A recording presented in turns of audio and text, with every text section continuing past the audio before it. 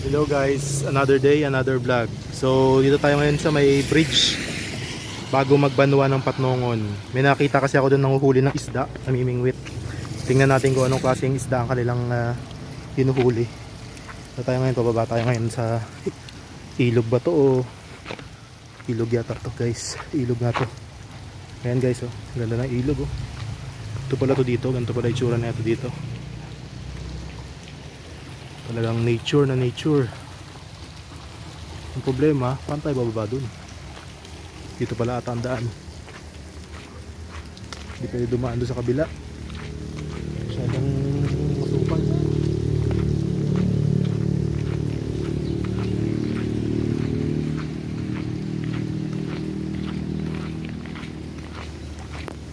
Ayun, may hagdan pababa guys. So let's go guys. Dito tayo dadaan sa makitid na daan na hagdan na to.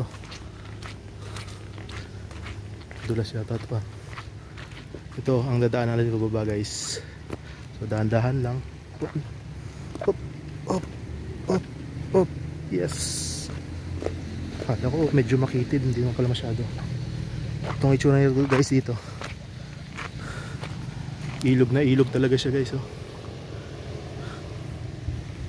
Tignan natin kung anong hinuhuli nila doon. Madamo to dito guys. Madamo. Paano kaya sila nakapunta doon? Parang wala namang daan dito na nababaw. Dito pala. Ilog talaga. Kailangan talaga natin dumaan, mabasa yung paa.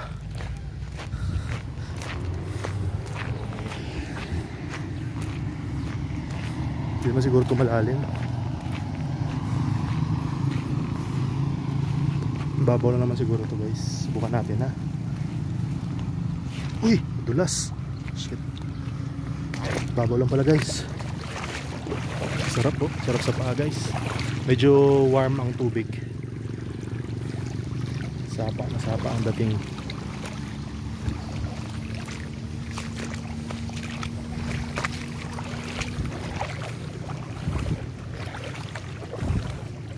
Dito pala maraming water plants, so sino gusto mag-alaga ng water plants, dito pala nakakakuha guys. Sa mga mahilig mag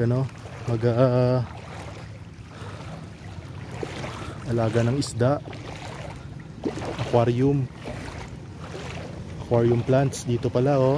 Ayan oh, aquarium plants pala yung mga yan oh.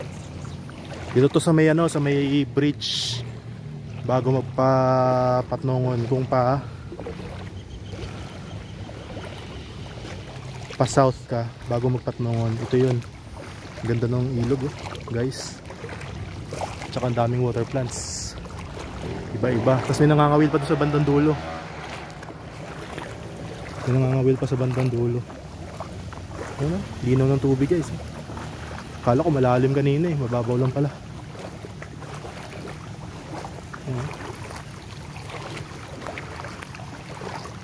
May mga islang ilog din.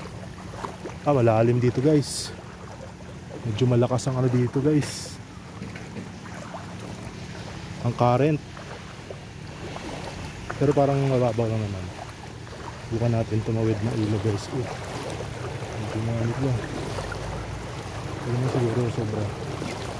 Tawid lang tayo guys. Medyo malakas lang yung konti yung current. Pero mababaw naman yung tubig.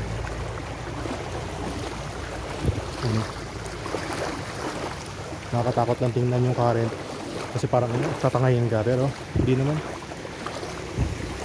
Doon ang delikado, doon sa bandang doon talagang super lakas, pero dito kaya naman. Mababaw lang kasi yung tubig. Mababaw lang naman.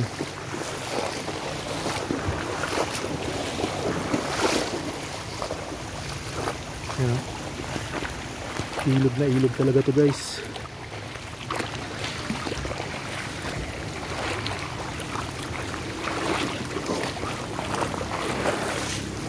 Uy, may mga isda guys oh. May mga isda. Ang bibilis nga lang nila lumangoy. Ito dito guys, sa ilalim ng tulay ng Patnongon.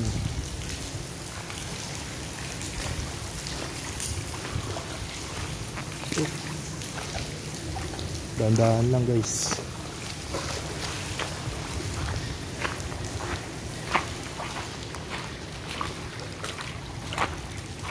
Meg, anong huli nyo? Tilapia? Ah, tilapia na madakot dyan. May mga hito wala? May mga hito din. May mga hito din. Ayun, ayos. Mga ngawil sila dito guys. Dako man yung mga isda. Patingin. Ayun. Doon. Sa piyak? Oo. Sige, sige. Sige. May mga hipon din, oh. May mga hipon. Ayos ito guys, mga ngawil-ngawil, oh.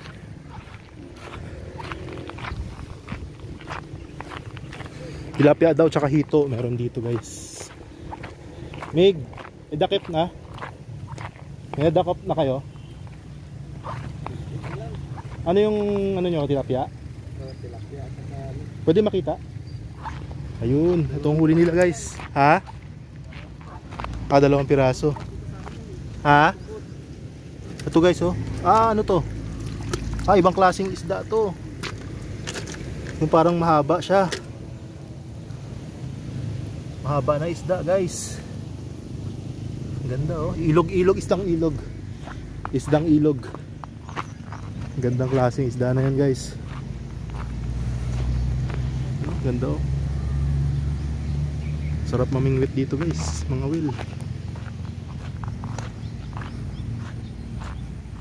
Nature na nature. May huli na ka, mamig? May huli rin? Sa diin? Pwede ka tiro? Ah, dun man sa inyo man to. Ayos mga ano dito, no?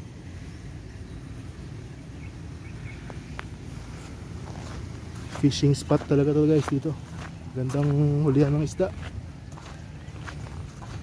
Kakaiba yung isda nila guys na huli. Ibang klase. Ilog na ilog naman kasi talaga. Ang ganda, oh. Sa tulay ito ng ano, ng Patnongon, papuntang Kanose. Bago magbanwa ng Patnongon.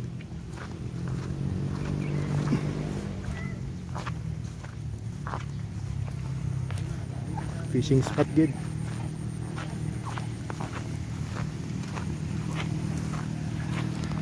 Gandang klaseng isda yan, no? Mahaba yung isda niya, parang ano. Tingnan natin ulit. Oh. Ay, ibang uri.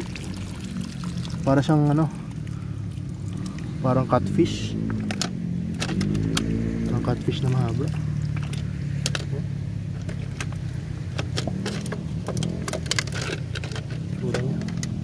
Yan, ang huli nila dito. Yan pala mga isda dito guys. Catfish, parang catfish. Ganda.